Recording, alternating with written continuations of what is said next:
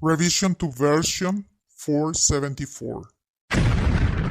When you first create the comic, it works well, but if you want to edit anything after sharing, it doesn't work. The speech bubbles work well, but they move around on the exported video. In general, we found less issues working with videos. Hi there! David has a problem though.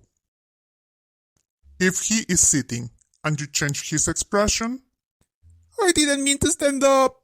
Please help me! we'll use all his expressions to see if they work.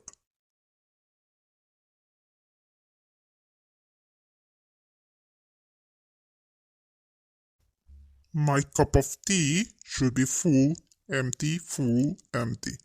As you see, it remained empty all the video. The description says User Experience Enhanced, so that should stand for less crashes and better recordings. But after a crash, your screen might look like this, or half of your recordings would be missing.